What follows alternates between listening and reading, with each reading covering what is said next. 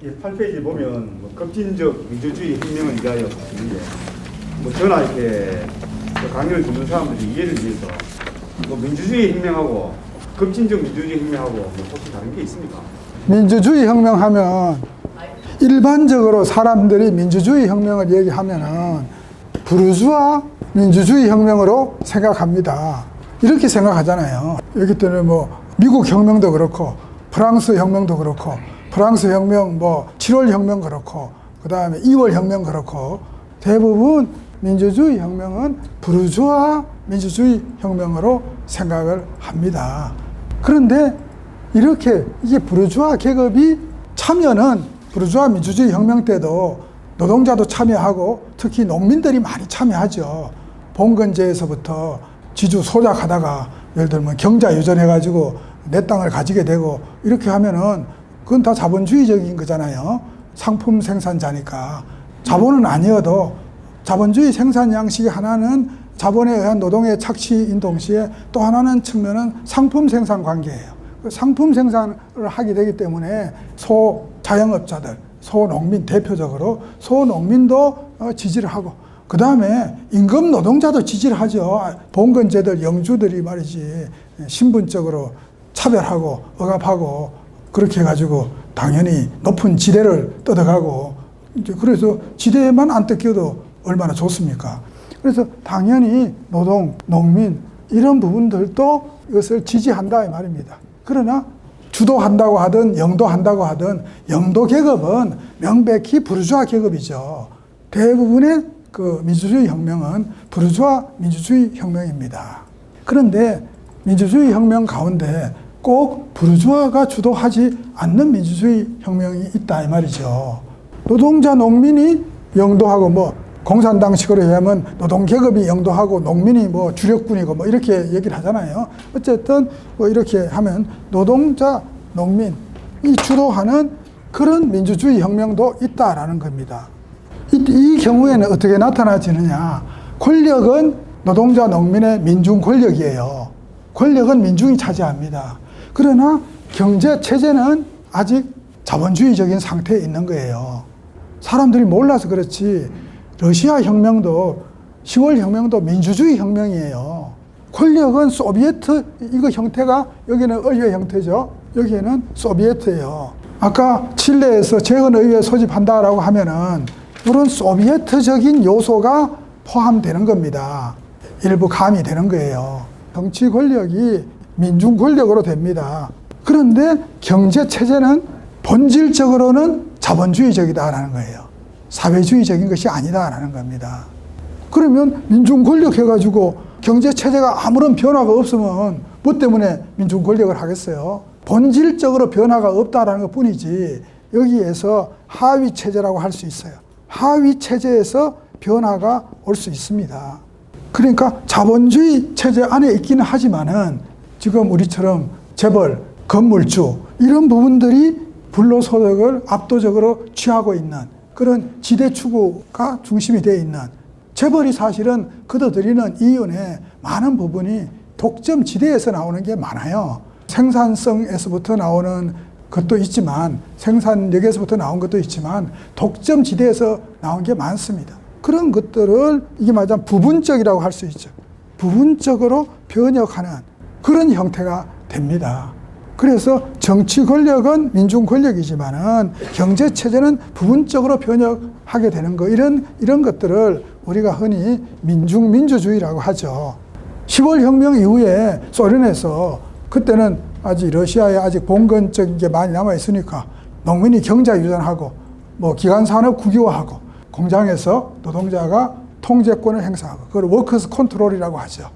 이런 정도입니다. 우리가 민족해방, 민중민주주의 혁명도 이런 형태입니다. 권력은 노동자, 농민이 가지지만은 사회 경제 체제는 여전히 자본주의적이다.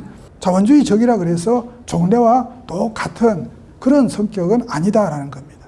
좀 중간적이라고 할 수 있죠. 중간적 또는 과도적 그렇게 말할 수 있습니다.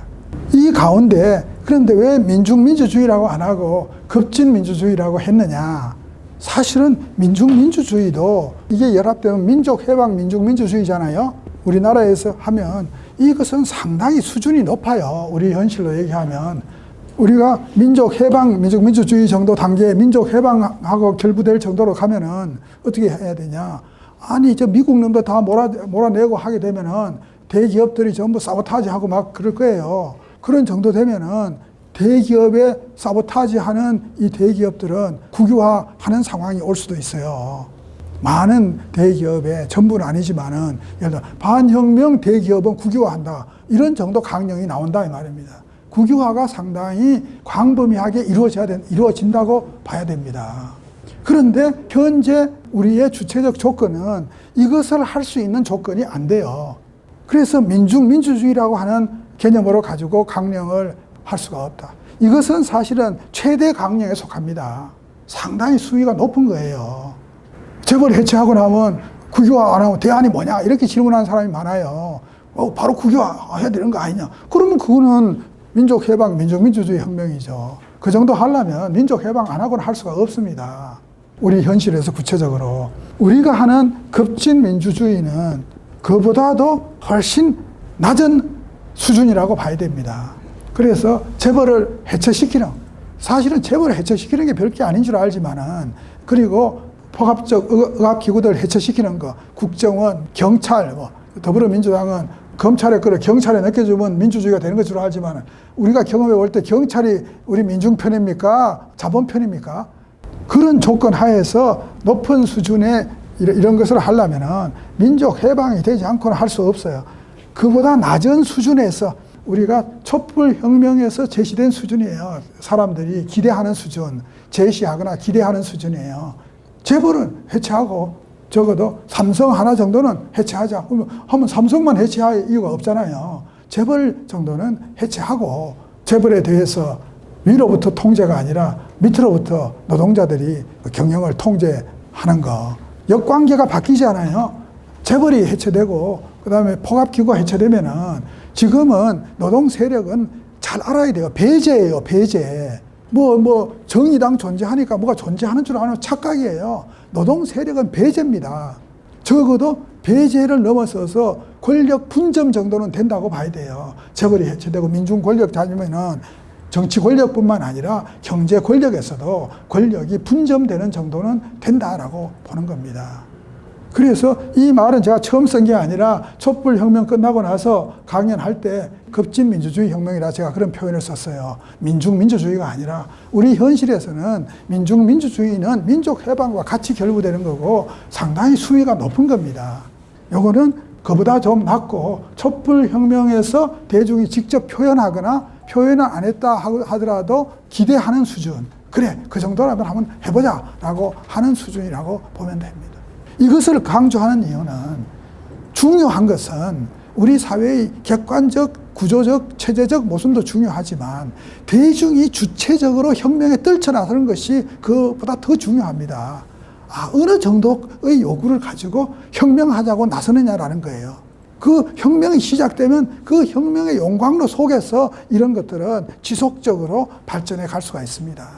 그렇게 하지 않고 우리가 사회주의가 됐든 민족해방 이게 됐든 이것을 계속 교양하고 선전하는 것을 통해서 혁명의 하나의 단계를 만들고 그것을 높은 단계로 끌고 가려고 해서는 그것은 성공할 수가 없습니다. 역사적으로 보더라도.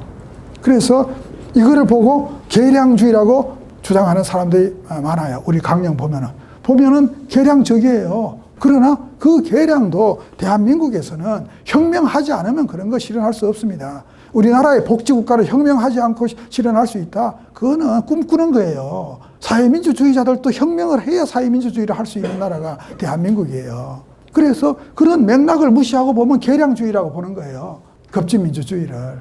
근데 우리 현실에서 보면 이것을 달성하는 것은 민중으로 볼 때는 매우 혁명적인 결단과 도전입니다. 일단 혁명의 주체로 되는 것이 되면은 그 다음에는 역동성이 발동되는 거예요. 물론 자연 발생적으로는 되지는 않겠죠. 그 혁명의 대중이 혁명의 주체가 될 때 그때 사회주의 세력 또는 민족해방 세력이 대중과 결합할 때 그것이 서로 상승작용을 할 수 있다. 그런데 이것을 계량주의라고 하는 분들은 사회주의거나 아니면 이것을 붙잡고 앉아 있어요. 근데 이거 가지고 혁명하자 그러면 사람들이 안 나서요. 그러니까 결국 이거 가지고 개량해요. NL 개량, PD 개량하고 있죠. 다 그렇잖아요. 이걸 얘기하면서 근본적인 것을 주장하면서 실천적으로는 개량이에요. 특히 좌파들은 뭐예요? 전부 사회주의 하면서 실천적으로는 전부 경제주의자예요. 전부 생존권 투쟁에 결합하는 거에다 몰두하고 있어요. 그러면 경제투쟁은 어떤 효과를 가져옵니까? 자본주의에서 경제투쟁은요, 노동력 상품 판매자 의식을 재생산, 확대 재생산해요. 혁명운동을 하지 않고 그냥 경제투쟁만 하면은요, 노동자의 의식을, 소부르주아 의식, 자본주의 체제 내에 들어가는 상품 판매자 의식을 재생산합니다.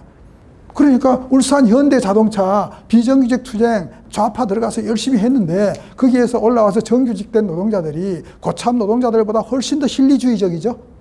생존권 투쟁이 곧 혁명이다라고 식으로 강성 생존권 투쟁하면 혁명되는 것처럼 하는 것은 아주 왜곡이에요. 강성 경제 투쟁은 하면 할수록 실리주의가 돼요. 저는 그래서 오래전부터 쌍용 자동차 투쟁 같은 것에 반대했어요. 어느 정도까지 해야지. 그걸 가지고 10년씩 계속 해버리고 우리 운동이 전부 거기에 매달리고 김진숙 복직투쟁 같은 거 제가 가까운 사이지만 안 갔어요. 누구 한 사람의 복직투쟁에다 우리가 전 운동 영향을 쏟고 이런 식으로 운동하면 안 되는 거잖아요. 그 영향이 있으면은 민주주의 혁명을 투쟁을 해야 되죠. 그런 것을 보고 의식화되는 사람들은요, 강성 경제주의자밖에 안 돼요. 그리고 그것은 가치나 이념적으로는 사회주의 가치나 이념이 아니에요. 자본주의 가치나 이념이에요. 그래서 이 급진민주주의는 이거 보면 복지국가 수준이에요. 복지국가 수준. 그래서 그걸 개량이라고 얘기를 해요. 그러나 이것을 하기 위해서 대한민국에서는 대중은 이것이 매우 절실합니다. 미국도 마찬가지예요. 미국 노동자들은 유럽을 사회주의라고 알고 있잖아요. 의료보험도 안 되는 나라인데 미국에서 의료보험 제대로 하고 복지국가 하려면 미국에서 혁명 안 하고 할 수 있을 것 같아요? 없습니다.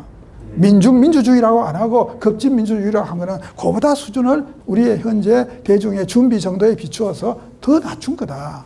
지금 당장 이걸 가지고 대중한테 가가지고 이거니까 우리 같이 합시다 라고 선동할 수 있는 수준의 강령입니다. 제가 이해가 안 돼요. 예. 그 우리 헬조선 변혁 강령에서 저는 이제 과거에 예를 들었던 그런 민주 변혁은 국가 독점 자본주의 시대고 지금은 이제 세계적인 자본의 세계화의 수준이 국제적인 뭐 독점 자본주의라고 합니까?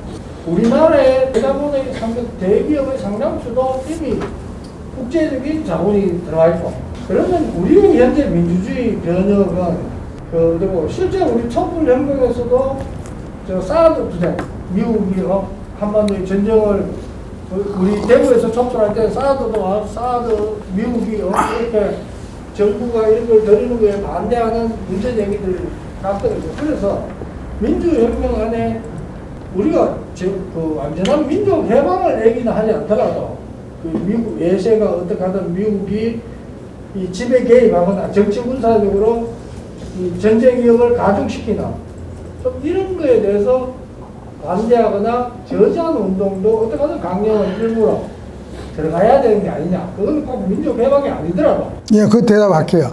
우리 강령은 현재 진행되는 투쟁들을 전부 모아놓는 것이 돼서는 안 됩니다. 그러면 채광권이 돼요.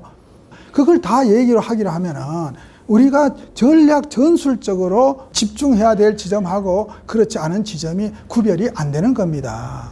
농민도 문제만 하더라도 그러면 식량 주권 문제가 얼마나 중요해요. 그런 문제는 안 다루고 있어요. 지금 농민들이 직접적으로 자신의 어떤 생활상의 이 체제, 박정희가 만들어 놓은 체제로부터 겪고 있는 이 고통을 중심으로 해서 강령과 요구를 만들어 내는 것입니다. 그렇게 얘기를, 우리 운동권에 다 하는 얘기, 다 잡아 넣어야 돼. 그러면은 여성주의, 그것도 반드시 잡아 넣어야 됩니다. 그러면은. 그리고 생태주의적인 요구도 다 들어가야 됩니다. 그거 왜 중요하지 않습니까? 그런 것들이 다 일어나고 있지만 그런 것들이 전략적인 배치라는 관점에서 봐야 한다는 거예요. 토대, 상부구조, 그 다음에 민중의 지금 제일 여러 가지 문제도 있지만은 넓은 의미에서는 사드도 생존권이라고 얘기하지만 사드 투쟁은 생존권 투쟁이 아니지 않습니까? 사실은 반미 투쟁이죠. 반미 투쟁으로 넣는 그걸 포함하는 순간 왜 사드만 넣어야 돼요? 미군 철수는 왜 얘기 안 해야 돼요? 그 바로 이어지는 겁니다. 그래서 당면 급진적 민주주의 혁명 과정에서는 그런 과제들을 지지하지만 강령적 과제로는 설정하지 않는 겁니다. 그러면 우리 가랭이 찢어져요. 할 일이 얼마나 많은데요. 그 판단이 필요한 거예요. 그럼 우리 운동권이 여러 운동의 소수자, 장애인들 가지고 막 끄집게 투쟁하고 있어요. 왜 그 문제는 따로 한 항목으로 안 해야 되겠습니까? 그런 것들은 전부 사회적 권리다 하는 부분으로 그것도 강령도 아니고 주요 사업 과제에 뭉뚱그렸습니다. 우리가 지금 하고 있는 투쟁들을 다 모아놓는 것이 저는 강령이 아니라고 봐요. 그렇게 보면은 말이죠. 사실은 기후변화라든지 이 문제가 얼마나 심각해요. 근데 그게 강령적으로 위치를 짓지 않았거든요. 왜냐? 여기에 집중해서 우리가 힘을 집중해서 민중 권력을 전취하고 그것을 통해서 가장 우선적으로 선차적으로 해결해야 되는 것. 그런 것을 통해서 민중을 국가 권력의 주인과 주체로 세워내고 혁명의 주인과 주체로 세워내는 이 과제에 어떻게 복무할 건가. 이 관점에서 사실은 강령이나 주요 사업 과제가 설정이 된 겁니다. 그런 것들을 우리가 다 지지하고 한다는 것은 우리가 작년인가 재작년에 그 영동에서 토론회 할 때 그런 것까지 우리 이념적으로 다 긍정한다라고 했어요. 그거 하고 실천 투쟁으로 우리에 집중하느냐 하는 문제하고는 다른 문제다 이겁니다. 그리고 실천적으로는 우리 운동에 더 중요한 거는요. 노동조합의 경제주의와 정치의 계량주의를 깨부수는 겁니다. 이거 질곡이에요. 그 지점에 더 고민해 줬으면 좋겠어요. 어떻게? 교육 공무직 틀렸어요. 학교에서 다 하고 나서 세상으로 나가려고 그래요. 그렇게 접근해서는 세상을 바꿀 수가 없어요. 출발은 학교에서 출발하지만 처음서부터 세상을 바꾸는 노동조합 운동이 되지 않으면 그 운동 가지고는 세상을 바꿀 수가 없습니다. 공공운수노조 현정희 동지 좀 건강한 집행부가 들어서긴 했지만은 그러나 저는 제가 보면 여전히 조합주의 경제주의의 틀에서 벗어나 있지 않습니다. 그래서 투쟁 광령도 7개만 딱 했잖아요. 아주 핵심적인 부분만 딱 집었습니다. 토대, 상부구조, 이데올로기, 그 다음에 사회보장, 그 다음에 노동계급적인 요구 가운데 제도 개선 요구의 핵심적인 게 노동시간 단축 이런 거잖아요. 그런 것만 딱 최소화한 겁니다. 강령이라는 것은 그런 뜻을 가지고 있습니다. 우리가 집중해야 될 게 뭐냐라고 하는 것을 딱 해가지고 머릿속에 탁 각인해가지고 그것에 집중점을 가지고 우리가 투쟁하는 의미가 있습니다.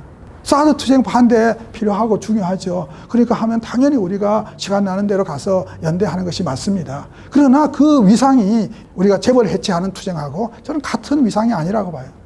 국정원 해체 투쟁하고 위상이 같지 않다고 봅니다. 급진 민주주의 혁명하는 과정에서는 또 하나 있습니다. 그거 한다고 해서 다 사회주의자나 민족해방주의자는 여기 못 들어오고 이런 게 아니라는 겁니다. 수위가 가장 낮을 뿐이지 그런 부분들도 다 같이 와서 해야 한다. 또 그러면 이게 사회주의 혁명단체나 민족해방혁명단체나 그건 아니라는 거예요. 그것을 전면에서 또 선전선동하는 또 단체도 필요합니다. 그런 민족해방투쟁단체나 사회주의를 선전선동하는 그런 또 단체도 필요하다는 겁니다. 근데 그런 부분들도 당면 혁명에는 다 같이 복무해야 된다라고 보는 겁니다. 그런 것을 사회주의자는 사회주의 운동만 해야 되고 민족해방 운동한 사람은 민족해방 운동만 해야 되고 이렇게 우리가 선을 긋고 그동안 우리 운동권이 그렇게 해온 경향이 있었는데 이거는 우리 촛불 혁명할 때 그것을 더 철저하게 확실하게 혁명적으로 하자라는 것인데 여기에 정파나 뭐 이런 것이 누구는 하고 안 하고 그런 문제가 없죠. 다 해야 된다. 운동권이라 그러면은. 근데 지금은 헬조선 변혁 추진위원회만 하고 있죠. 그죠? 다 해야 됩니다. 저쪽에 우리 전국회의 동지도 왔는데 지금 진보연대 있죠. 진보연대 우리 부산에 그 노동대표가 공동대표가 없었던 모양이에요. 농민의 대표가 와가지고 자기 보고 노동부문 공동대표로 해주라고 해가지고 거절을 못했다고 하면서 전화가 왔어요. 6월달 되면 정년퇴임하면 그거 할 테니까 그때 도와주라 이랬어요. 그래서 내가 답이 그거 가서 내가 쓰는 걸 다 보고 있을 테니까 민주주의 혁명 하는데 진보연대도 민족주의만 하지 말고 민주주의 혁명에 같이 하자 이렇게 일단 얘기는 해놓고 있습니다. 같이 해야죠. 이거 좌파고 우파고 심지어는 생태주의자고 여성주의자고 다 이것은 같이 해야 되는 당면 과제입니다. 안 그렇습니까? 아이고, 우리 젊은 세대가 결혼도 못하고 애도 못 낳고 얘기 안 했지만은 작년에 합계 출산율이 0.84명밖에 안 돼요. 서울은 0.65명이에요. 사상 초유의 일입니다. 물론 코로나 바이러스 이 팬데믹 때문에 그래 됐다고는 하지만은 그렇다고 2021년에 나아진다는 가능성도 별로 없습니다. 급격한 인구 감소로 가는데 자본과 계급은 인구 줄어드는 것만 생각하죠. 우리가 볼 때는 젊은 세대가 절망하는 거 아닙니까? 절망. 그래서 당면 변혁이 아주 정말 절박하다. 지금 먼 훗날로 미룰 수 있는 그런 한가한 문제가 아니다. 이제 그런 생각을 강조하고 싶습니다.